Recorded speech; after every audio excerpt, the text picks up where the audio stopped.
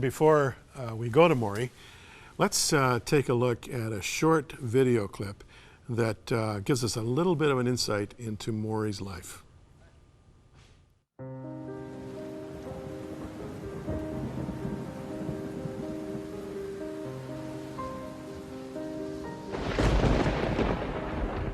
I spent countless nights staring out that window, alone, in the dark, where at least the physical pain wasn't present.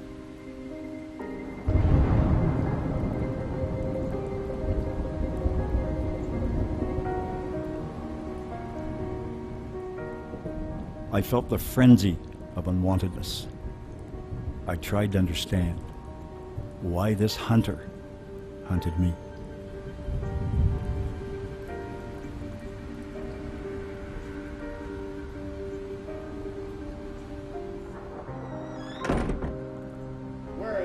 Where is that boy? But I was too terrified, too fearful of my life to ask anyone. Where's that black bastard?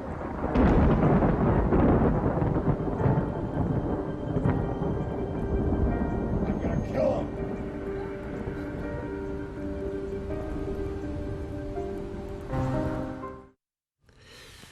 That's just a little taste of the life of Maury Blair as a child. He's written this book called Child of Woe, and it's gone all around the world, as I was saying earlier in the program.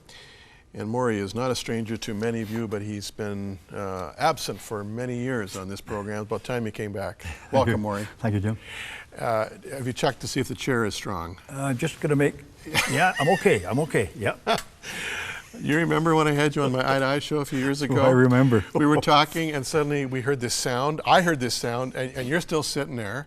What I didn't realize is the chair had broken.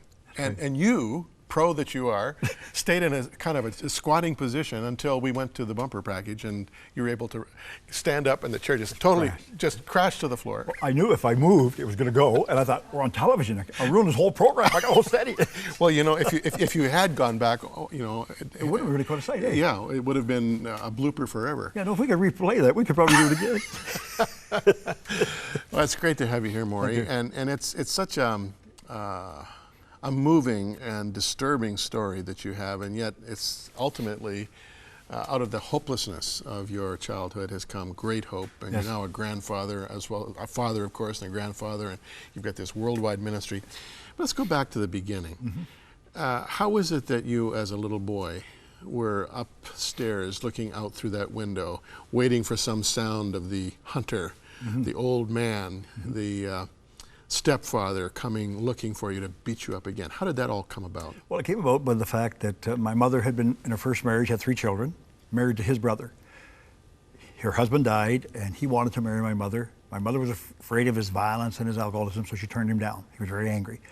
She left the children with grandparents, went over to the United States, lived with a couple of sisters, met my dad in the United States, got pregnant, decided not to tell him, came back to Canada, and brought me with her. When she arrived, the stepfather, her brother-in-law, wanted to meet with her again. The deal was he'd give her one more chance. He would marry her and raise those 3 children, but I had to go. There wasn't that service where you put them on the tray and stick them in. No. I'm sure I would have been on there, but anyway. At any rate, Mom decided to give me away, marries him. Even though she has concerns, she marries him, and then after she marries him, she breaks the deal and brings me into the home. So now she's broke the deal. I'm in his home. He doesn't want me. He's already warned her. So, I mean, she made a wrong decision in that sense. So she brings me in, and then, of course, he's paying her back by abusing me. So that went on for about 13 and a half years. I couldn't fathom it, Jim. I couldn't understand it. All I knew was happening. Now, describe a typical night in the life of the young Maury Blair. Well, depending on, he would go to work till 5 o'clock, go to the bar, drink till 6:30, then he'd come home. Depending on his mood. If I was upstairs, he'd either roar into the house, I knew I'm in trouble. If he sneaks up the stairs, I'm in trouble. If he comes up mumbling, he may just curse me, but may not beat me up. So I had to learn to read those tones, but Mom would know sometimes earlier that he was in a violent mood, so she'd get me out of the house. And I would have to go run to my grandma's house, one-room apartment, just one room, and stay at grandma's till it was safety.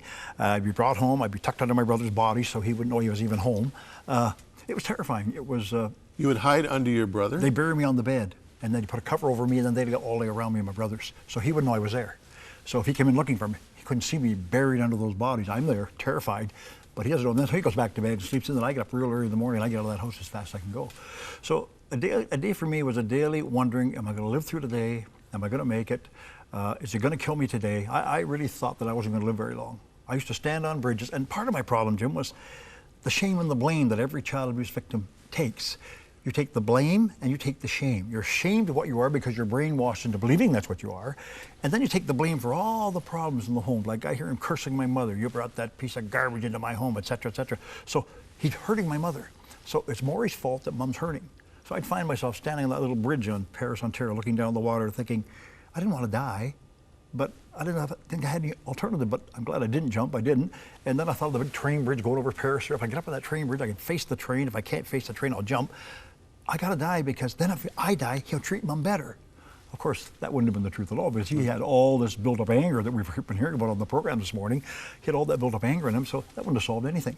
I just wouldn't have been the focal point anymore. So it was now, your mom at one point had been an evangelist. Yes, Mom was a young Pentecostal evangelist. God was blessing her. She came home, an honorable thing to do, to come home and help her mother who was sick. But when she came home, it lasted longer than she thought it would and wound up, and she had two sisters that could have done it in the community, but Grandma wanted Mom, so Mom came home. And as a result of that, that's when all the temptations, the hassles, the quit, what's Satan do? Tempt you to quit every day of your life. Why? Get you to quit. You're done. You're toast. And Mom fell into that scope, and as a result, got into all these different situations. Did she ever try to physically intervene to protect you from this man? She couldn't. He was too violent. She did. She couldn't show me an interest in him. If she'd have stepped in between us, he'd have probably killed me on the spot. So Mom had to step back. She couldn't show me any attention or any love because that would just anger him terribly. So she really had to step back. Did you sustain injuries from time to time? Just bruises all over my body, mostly bruises. Hurt legs, limping to school. And funny, they never asked me any questions at school. What happened to you? And we had a swimming day once a month. And I didn't want to go. Because you're covered in bruises. Well, so I jumped into the pool. Just a free time. I jump in the pool and stay in the water right up to here. When the whistle blew, I got up, ran to that washroom, changed as quick as I could. I thought, if I ever say anything and he finds out, he's going to kill me. So I can't tell him. I can't say anything. So it was constantly hiding, covering up, loneliness, desperation. There's no way to describe the hopeless despair. It's hopeless despair.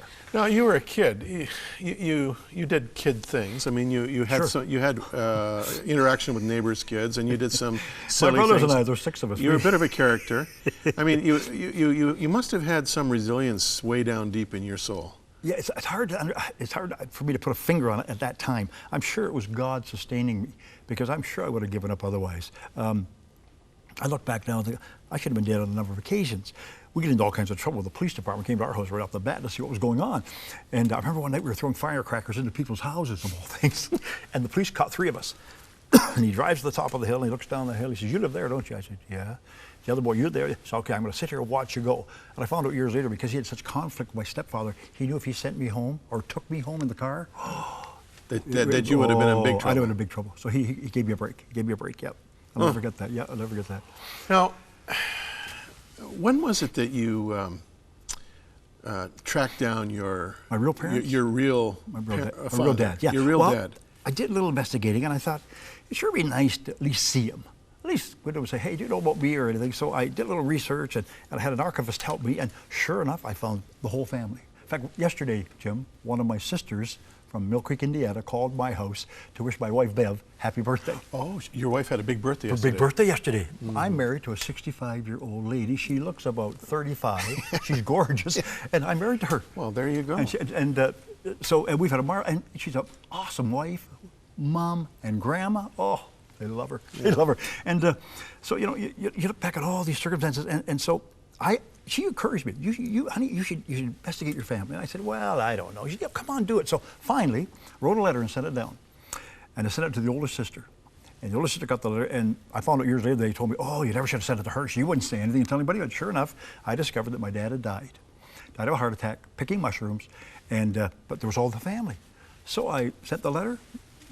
They wanted us to come down. We had a big, I call it a reunion, I guess. And I met all my family. I got a Baptist preaching brother, Richard. He's a Baptist preacher. I was trying to get in touch with them all, let them know about the Lord. And here they're all Christians. And What's it like walking into your immediate family? I mean, it's got to be surreal. And are you seeing people who look like you? well, yeah. Like they had a big meeting at a hotel. We stayed at the hotel overnight, and the next day they had this big room rented. So I'm upstairs, pacing bed, said, "What's wrong? What are you?" I said, "Well, I gotta go." And they're all huggy and kissy. They've warned me already. I must have had 100 emails. I'm thinking I'm not used to that. You know? So she said, "Oh, come on." She was enjoying. Bev was enjoying this. I gotta admit. So I go down, and and in they come. And now I had seen one of them before because I'd been at the door of my dad's house for the first time I ever saw him. Only saw him once, and she was standing down the hall. And she remembers seeing this guy at the door, didn't know who I was, and I couldn't say anything for fear because I thought that was his wife. I couldn't see who it was. Anyway, she walked in immediately, knew that was me. Came, hugged me. They welcomed me into the family.